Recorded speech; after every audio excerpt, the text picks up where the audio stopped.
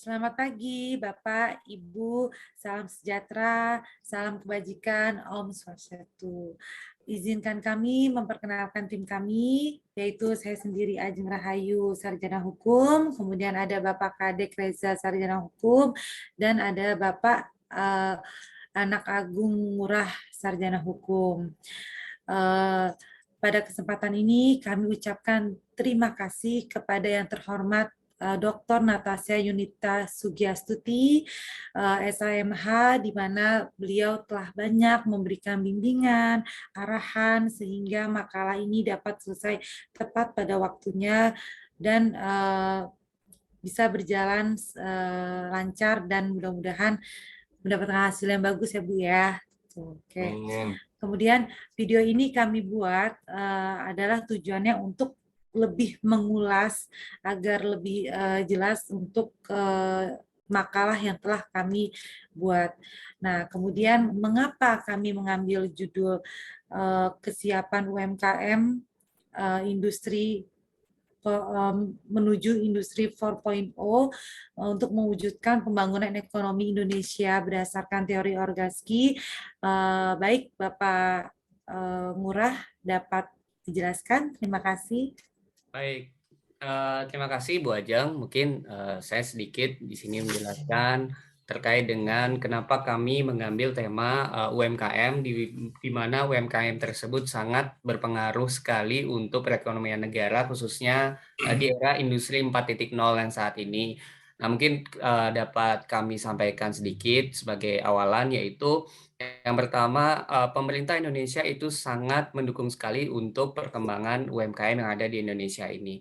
Nah, dengan adanya UMKM, berdasarkan data yang kami miliki pada saat ini, pada 2018, yaitu dari Kementerian Koperasi dan UKM, saat ini bahwa data yang tercatat yaitu adalah sebesar 64,19 juta jumlah UMKM yang sudah ada di Indonesia per tahun 2018, bagaimana data dari Kementerian UKM.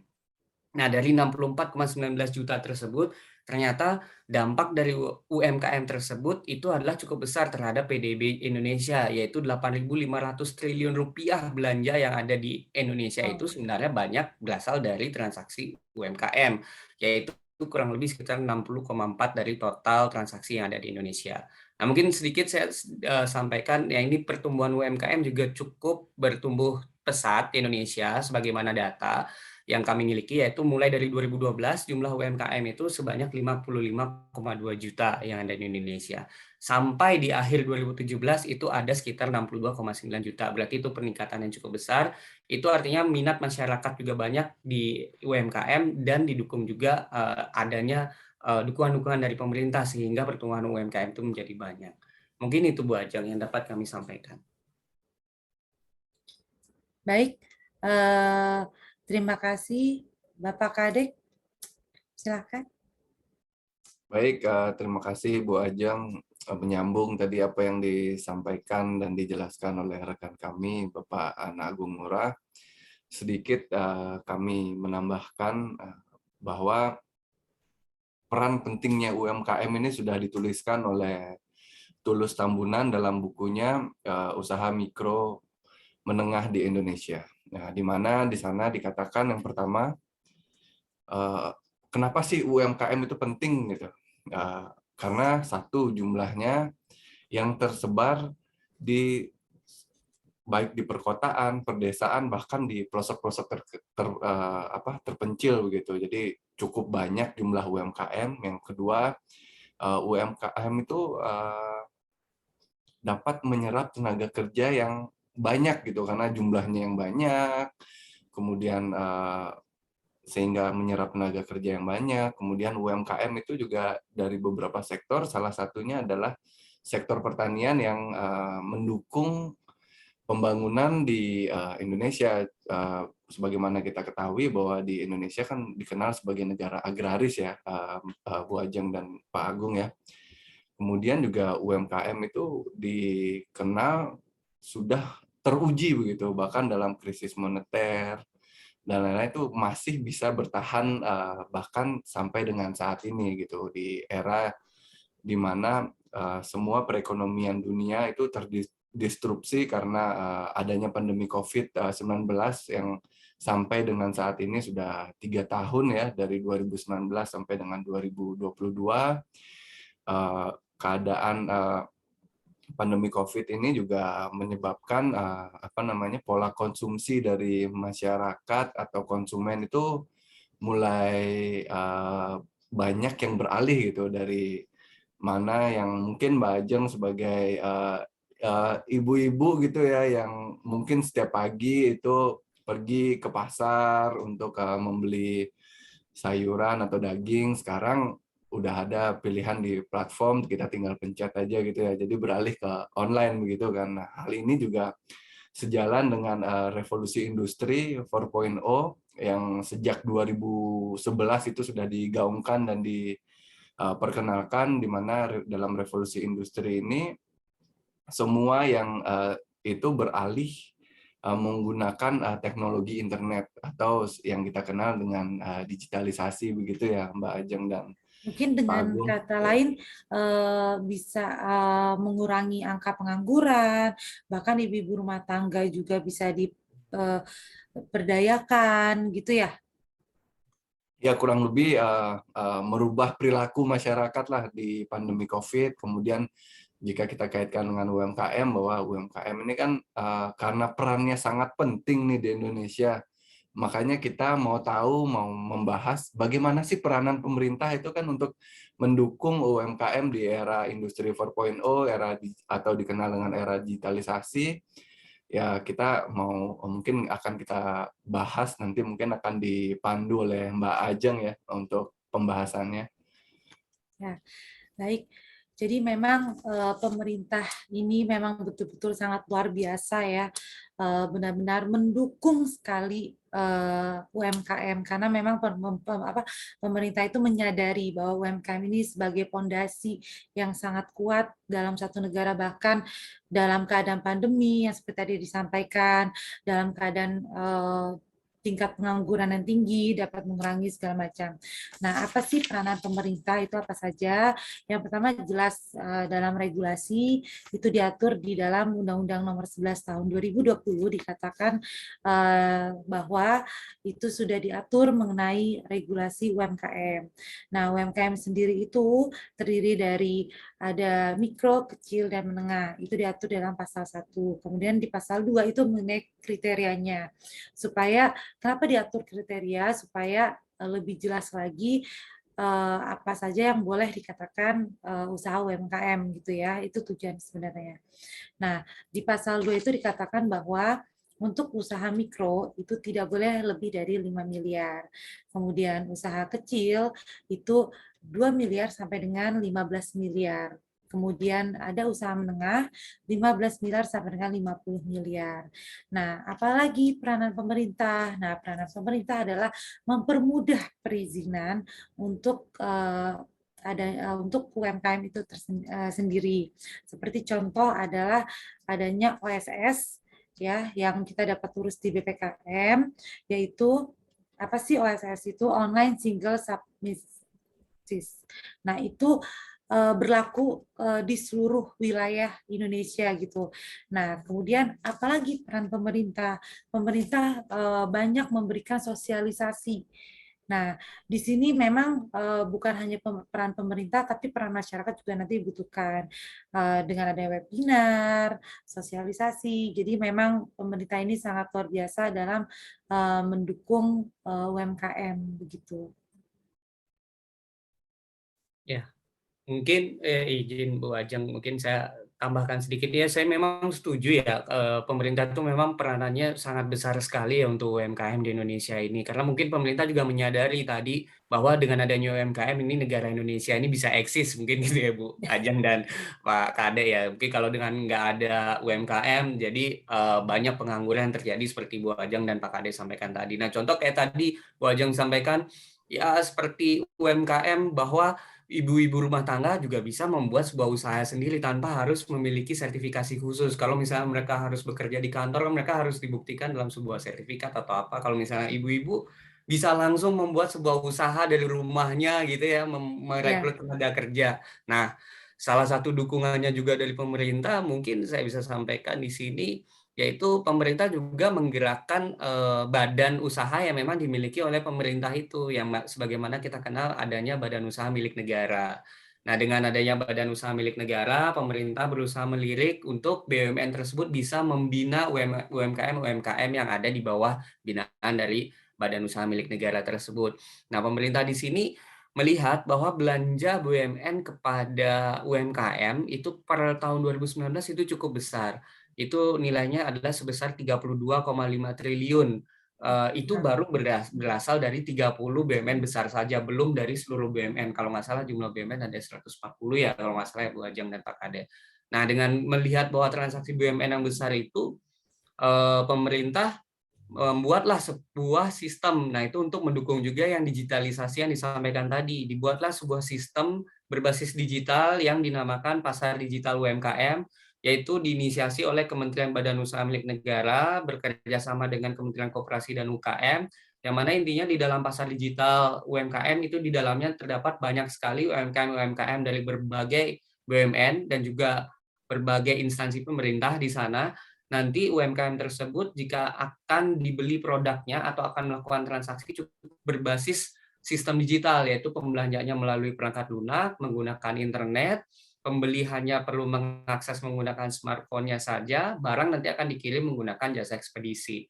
Nanti penerima barang atau jasa itu tinggal menunggu barang atau produknya sampai, dan BUMN-BUMN atau siapapun yang berbelanja di padi udah bisa mendapatkan manfaatnya. Jadi memang itu dukungan pemerintah yang mungkin cukup besar sekali supaya UMKM ini bisa berkembang di Indonesia, Bu Ajeng dan Pak Ini Kade. untuk seluruh BUMN ya kan ya. Betul, Berarti betul. berarti untuk persaingan usaha ini bisa dikatakan usaha pemerintah juga untuk persaingan usaha sehat ya. Karena untuk harga sangat-sangat bersaing dan terbuka maupun transparan. Begitu ya, Betul. Pak Ngurah? Harga sangat transparan, semua bisa melihat. Nah, jadi untuk mengurangi tingkat korupsi juga kan Bu Ajeng ya, Ya, dengan betul. harga bisa dilihat siapapun. Jadi ya udah itu harga yang memang real, yang harga wajar gitu Bu Ajeng. Betul. Mungkin itu juga sebagai ini ya, kawan-kawan, bahwa kan masalah di 4.0 ini adalah bagaimana yang tadinya masih manual gitu kan, semuanya orang datang ke toko untuk berbelanja, sekarang beralih nih kan ke platform-platform digital gitu kan, yang mana juga itu menjadi salah satu kendala mungkin dari UMKM. Berarti dengan adanya di platform yang bernama Padi ini mungkin sebagai salah satu jawaban untuk UMKM beralih ke digitalisasi, begitu ya Pak Ngurah ya? Betul, betul Pak Kade. Ya. Yang kedua mungkin saya ingin tambahkan terkait dengan masalah klasik ya yang dihadapi oleh UMKM kita adalah terkait dengan permodalan.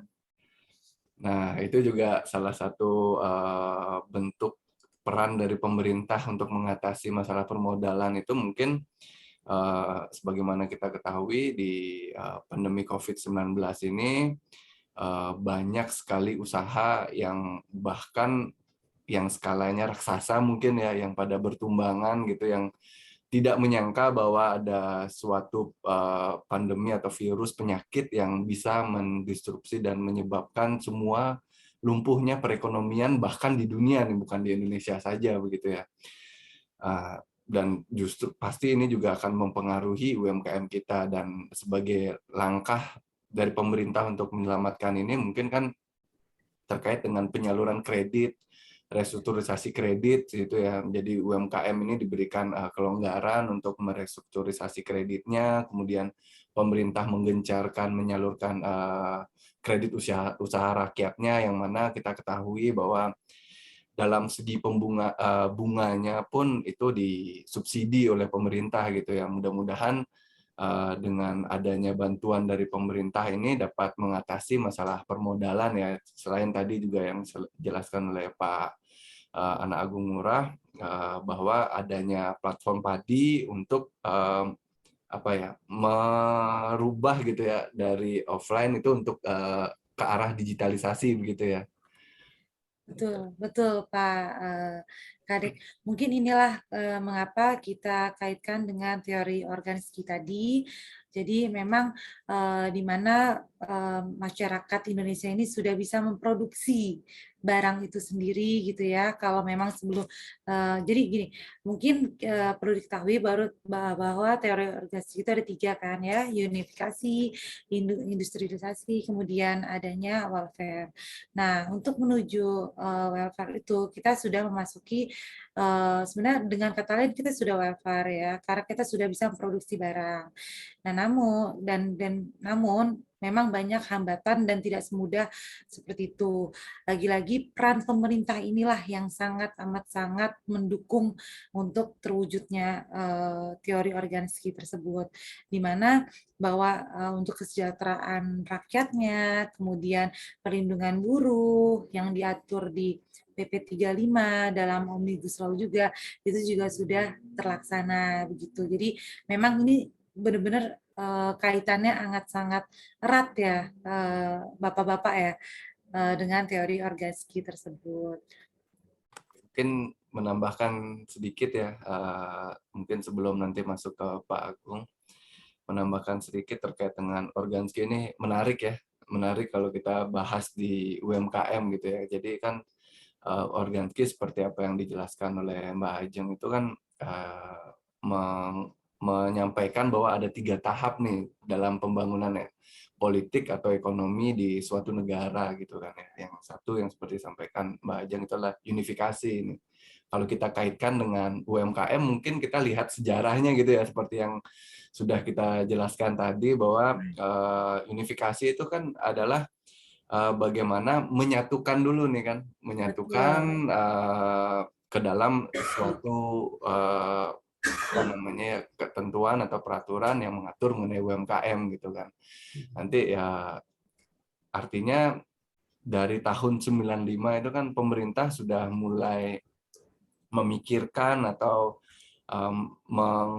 apa istilahnya ya, mendefinisikan apa sih itu UMKM gitu, walaupun awalnya adalah usaha kecil gitu dengan Undang-Undang nomor 95 tahun nomor 9 tahun 95 tentang usaha kecil. Di situ kan didefinisikan tuh mengenai usaha kecil gitu yang beberapa kali mengalami perubahan. Itu kan adanya Undang-Undang 11 tahun 2020 yang sudah dijelaskan oleh Mbak Ajeng mengenai Undang-Undang Cipta Kerja, itu terakhir juga merubah mengenai ketentuan mengenai UMKM.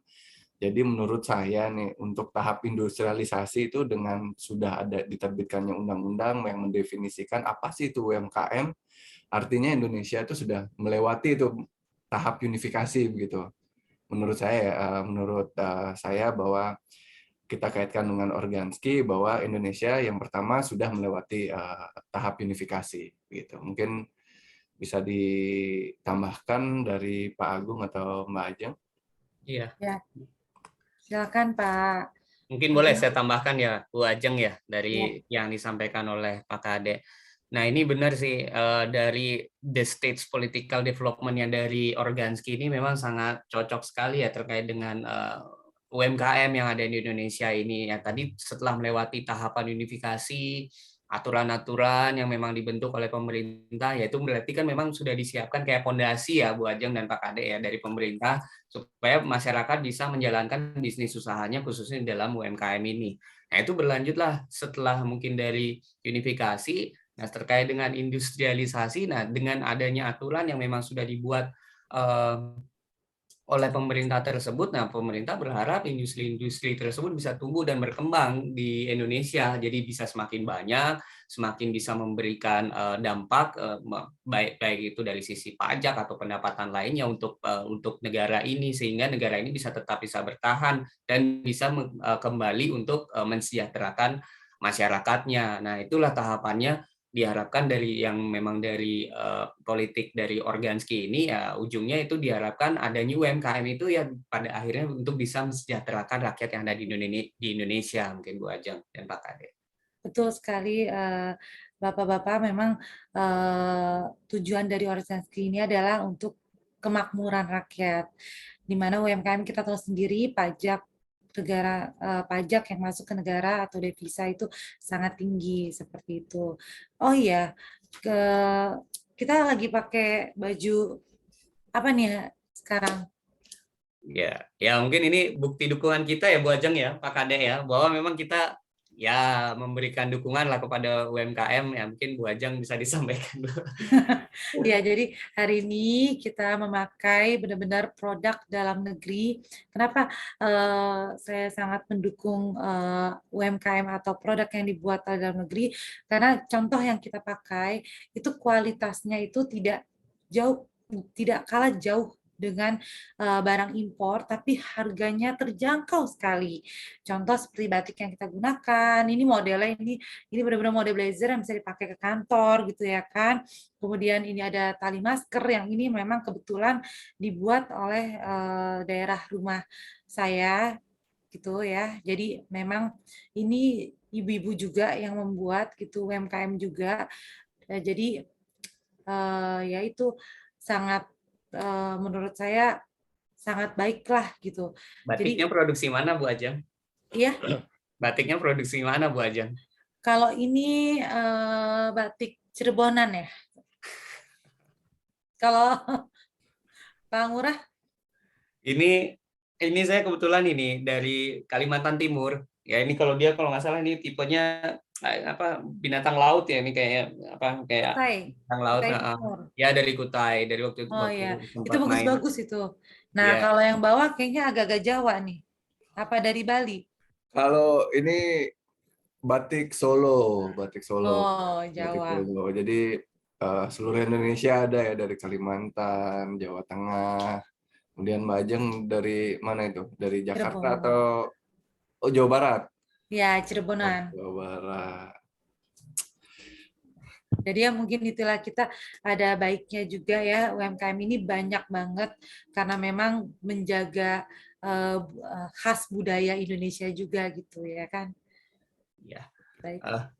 Bu Ajeng mungkin Pak Kade tadi menarik sekali nih yang diskusi yang dari awal Bu Ajeng. Nah, cuman di sini saya melihat juga Bu Ajeng di samping dukungan dari pemerintah. Nah, ini kan kondisi ya juga berkaitan erat juga dengan UMKM ini. Nah, mungkin bisa kita lihat UMKM di masa dari 2020 sampai 2022 dengan adanya pandemi COVID-19. Saya bisa sedikit sharing. Nah, itu juga berdampak merubah kebiasaan masyarakat dan juga UMKM itu sendiri, Bu Ajeng. Nah, jadi dengan adanya COVID-19 ini menjadi ketahanan UMKM itu juga diuji di dalamnya dan juga di sana perkembangan terkait dengan teknologi juga menjadi mau nggak mau harus berjalan cepat kalau saya lihat. Dari awalnya kita bisa bertransaksi, misalnya kita beli ke UMKM ke pasar, kita bawa uang, bisa langsung bayar di pasar. Nah, dengan adanya pandemi ini, nah mungkin itu bisa merubah juga ya terkait dengan kebiasaan yang dilakukan oleh Betul. masyarakat. Betul. Saya sangat sepemahaman dengan Pak Ngurah. Baik, Pak Kadek ada tambahan? Ya, ya, ya seperti kembali lagi yang kita bahas tadi bahwa mungkin kan pertama masalah klasik bagi UMKM itu adalah permodalan gitu ya. Terus yang kedua kita kaitkan dengan industri 4.0 yang mana di sini semua otomatisasi gitu kan, yang mana semuanya menggunakan mesin gitu atau mengkombinasikan mesin dengan komputer begitu kan, dan internet gitu. Jadi semuanya seperti yang Pak Agung sampaikan tadi, ya mau tidak mau, suka tidak suka, UMKM kita ini sudah harus beralih dari mungkin penjualan offline itu sudah menjadi digital begitu kan. Banyak sekali sudah platform yang diciptakan, bahkan beberapa itu berasal dari Indonesia. Tadi juga dijelaskan oleh Pak Agung bahwa kan pemerintah melalui BUMN-nya ini sudah membuat satu platform yang bernama Padi begitu kan. Jadi UMKM dapat mendaftarkan usahanya atau produknya di situ untuk dijual dan dibeli oleh BUMN ya. ya itu adalah salah satu bentuk dukungan dari pemerintah bahwa UMKM ini harus bisa mengikuti era globalisasi ini, di mana semuanya itu sudah digital gitu dan beralih dari offline dan ke digital. Sekarang kan mungkin ya kita bertiga aja sekarang udah apa-apa mungkin dari rumah ya, mungkin mau pesan makan gitu, kalau mungkin nggak sempat masak itu mau pesan makan, tinggal buka handphone, kita pencet, habis itu dikirim makanan, tinggal kita ambil dan bayar begitu kan ya. Terus belanja baju mungkin sekarang udah nggak perlu ke mall ya, bahkan kan sebagaimana kita ketahui banyak sekali industri retail yang bertumbangan nih. Itu kan sekarang semua udah beralih ke digital gitu, dengan tidur di kamar gitu kan. Itu sambil lihat-lihat kita bisa pesan sesuatu yang mudah-mudahan dengan segala daya dan upaya yang dilakukan oleh pemerintah baik melalui peraturan maupun kebijakannya, ini nih bisa nih membantu UMKM untuk tetap bertahan. Dan sebagaimana Pak Agung sampaikan tadi kan, UMKM ini sangat vital nih bagi Indonesia begitu kan ya. Ya, jadi saya berharap apa yang dilakukan oleh pemerintah ini tetap dapat dilakukan, mungkin dilakukan evaluasi begitu ya, apakah program, peraturan, kebijakan yang dikeluarkan ini sudah berjalan dengan efektif gitu, sehingga emang benar-benar dapat dirasakan oleh UMKM kita nih, gitu sih kalau menurut saya. Ya, saya sangat setuju Pak Kadek. Mungkin seperti ini, kita sudah menuju 4.0 gitu ya, di mana dikatakan banyak tenaga yang digunakan dengan mesin gitu ya. Tapi jangan kekhawatirannya mungkin nanti dengan mesin pengurangan tenaga kerja atau apa. Justru dengan adanya sosialisasi itu yang dilakukan pemerintah adalah untuk agar masyarakat itu lebih mau belajar, peningkatan SDM-nya juga dalam penggunaan mesin tersebut. Kemudian kalau kita menggunakan mesin, otomatis produksi meningkat. Dari kita impor, mungkin kita berharap bisa jadi ekspor gitu kan, itu kan sangat-sangat apa namanya, sangat-sangat baik ya. Mungkin pemerintah sudah sangat mendukung semua kegiatannya. Betul kata teman-teman bahwa mungkin evaluasi tetap harus dibangun, terus diupdate terus apa kekurangan dan kelebihannya, karena memang kita sama-sama ketahui bahwa Indonesia ini terdiri dari banyak pulau, Indonesia ini sangat luas. Nah, itulah yang harus menjadi fokus dari pemerintah itu sendiri maupun kerjasama dengan masyarakat sekitar. Bu Ajeng mungkin nambahin sedikit ya Bu Ajeng sama Pak Kade. Ini menarik tadi yang disampaikan Bu Ajeng tadi, mesin. Bu Ajeng, saya jadi teringat ya, benar sekali ya, dengan era digital ya, itu adanya mesin, ada yang sistem yang bisa kecerdasan buatan, itu kan selain padi UMKM ya, mungkin izin ya, saya lihat ada juga platform lain yang secara swasta yang memang dukungan pemerintah juga dukung di sana, contohnya Tokopedia dan Shopee. Dengan adanya Tokopedia atau Shopee bisa berdiri di Indonesia, berarti kan pemerintah memberikan izin buat mereka, pemerintah mendukung supaya Tokopedia dan Shopee itu bisa eksis, dan jadi di dalamnya itu rata-rata adanya UMKM. Nah, kalau saya lihat juga dengan adanya sistem itu, jadinya UMKM ya tadi benar Bu Ajeng bilang, itu meningkatkan produksi. Dan awalnya mungkin ya, kalau misalnya UMKM tadi dia jualnya cuma bisa di kampungnya aja Bu, atau Pak Kade dia cuma bisa dijual di kampungnya, dengan adanya sistem itu dia bisa jual sampai ke Merauke mungkin ya, atau bisa sampai ke Aceh gitu. Jadi kemana-mana dia bisa kirim lah itu barangnya, nyampe ke pelosok di Indonesia, semua orang bisa menikmati produk-produk itu secara merata. Kalau dulu orang sebelum adanya dengan adanya sistem ini, orang mungkin yang paling banyak bisa melihat produk UMKM yang paling bagus mungkin di daerah Jakarta dan sekitarnya atau Pulau Jawa gitu ya. Nah, sekarang udah menyebar itu sampai ke NTT, Sulawesi atau Ambon, dia bisa menikmati juga dengan harga yang mirip. Kalau dulu misalnya harganya bisa jomplang gitu ya, jauh lebih mahal 50% atau 100%. Mungkin sekarang harganya bisa mirip lah atau beda-beda tipis gitu mungkin Bu Ajeng. Ya, itu betul betul sekali Pak Hurah. Jadi memang itulah makanya kita mengangkat UMKM untuk menuju 4.0 tadi gitu. Ya, tujuannya adalah ya untuk bukan hanya di dalam negeri saja kemakmurannya, tapi kita bisa bersaing dengan negara-negara lain. Seperti itu sih. Iya. Wah, Mantap nih. menarik ya, menarik ya. Ini kalau kita bicara UMKM, industri 4.0 nih kayaknya nggak ada habisnya nih. Banyak sekali hal yang menarik untuk kita bahas ya. Ya memang waktunya sangat singkat juga ya, Pak Kadek ya. Mm-mm. Tapi saya harap mungkin teman-teman yang mendengar dan membaca makalah kami gitu ya, sudah cukup jelas intinya untuk menuju 4.0 dan pentingnya UMKM, seperti itu. Oke. Ada tambahan dari teman-teman mungkin? Eh, Iya, mungkin boleh saya tambah sedikit ya tadi selain dukungan, nah mungkin saya singgung sedikit sedikit aja ya mungkin ada kendala juga ya mungkin dari kondisi yang ada saat ini ya memang salah satu kendalanya untuk pengembangan UMKM mungkin pemerintah juga berkendala itu karena Indonesia letak geologisnya ya Bu Ajeng ya dan Pak Kade ya karena terpisah pulau Bonus tidak demografi tersambung itu ya. daratan.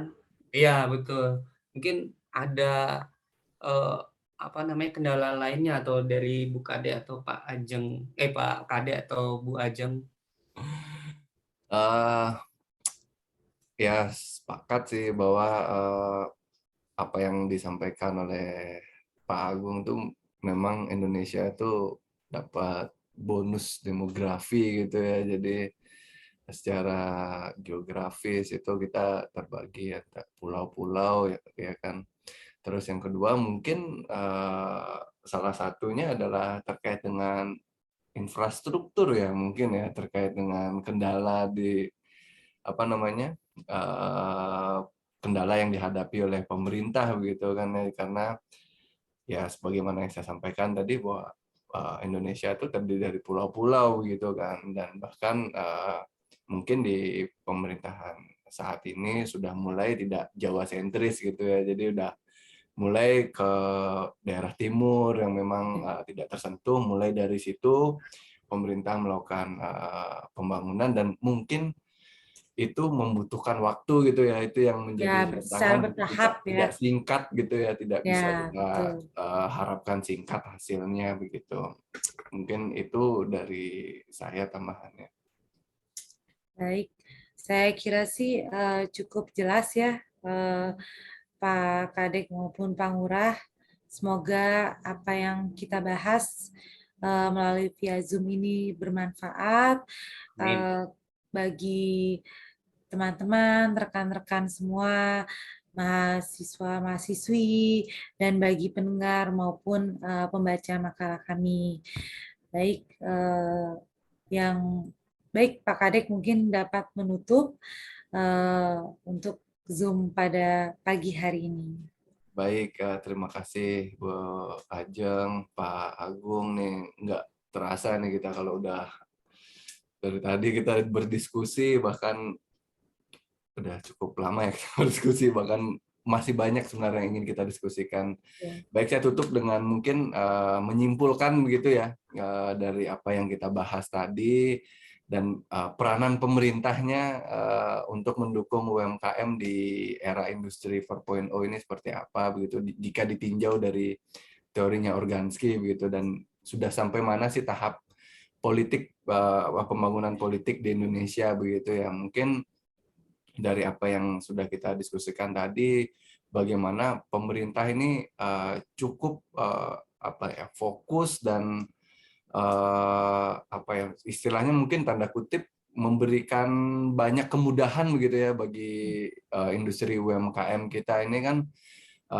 artinya pemerintah dalam membentuk peraturan dan membuat kebijakan itu ini udah cenderung mendukung bagaimana UMKM ini dapat tetap eksis ini di era globalisasi dan bagaimana melindunginya nih kan karena kalau di globalisasi kita ketahui bahwa dikenal dengan perdagangan bebas begitu ya jadi sekarang UMKM itu harus bersaing dengan produk-produk impor yang disampaikan oleh Mbak Ajeng tadi dan pemerintah mencoba untuk memproteksinya dengan berbagai macam aturan dan kebijakan. Nah, dari yang kita bahas tadi, disimpulkan bahwa tahap pembangunan politik Indonesia ini sebenarnya sudah melewati industrialisasi dan menuju welfare ya.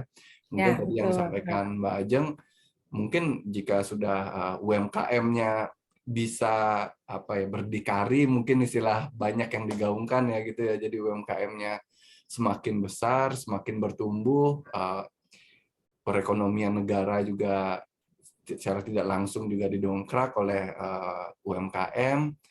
Kemudian mungkin pemerintah bisa dalam peraturan atau kebijakannya ini lebih kepada masyarakat atau pekerjanya gitu kan. Jadi karena mereka sudah dikorbankan, merasakan sakit gitu ya, mungkin karena investasi. Gimana sih cara menarik investasi, kan salah satunya adalah dengan memberikan kemudahan kepada investor-investor ya, salah satunya mungkin UMKM gitu ya. Jadi ya mungkin disimpulkan dari pembicaraan kita tadi, di Indonesia ini tahap pembangunan politiknya itu industrialisasi menuju welfare begitu ya, mungkin sepakat ya teman-teman ya. Maka Oke. dengan tetap dengan mengundang investor untuk pembangunan di dalam negeri, tapi tidak melupakan kesejahteraan rakyat yang ada di dalamnya, seperti itu. Ya. Mungkin itu yang kesimpulan yang bisa saya sampaikan. Siapa nih yang mau nutup nih? Silakan Pak Kade, langsung aja. Baik, terima kasih karena telah menonton video kami. Mungkin bisa disampaikan saran dan kritiknya nanti mungkin ya melalui kolom komentar karena kita akan upload di YouTube kan ya nanti ya. Iya. Ya mungkin Jangan lupa apa biasanya? subscribe. Nah, pencet tombol merah gitu ya. ya betul. Kita harapkan saran dan kritiknya ya, karena kita memang belajar di sini ya, sama-sama belajar. Ya demikian dapat kami sampaikan. Saya Kadek Reza dan rekan saya Ibu Ajeng Rahayu dan Bapak Agung Murah pamit. Mudah-mudahan apa yang kami sampaikan bisa bermanfaat. Selamat pagi teman-teman. Selamat pagi. Terima kasih Bu Ajeng, Pak Kade. Terima kasih Terima kasih Pak tim. Agung, Bu Ajeng.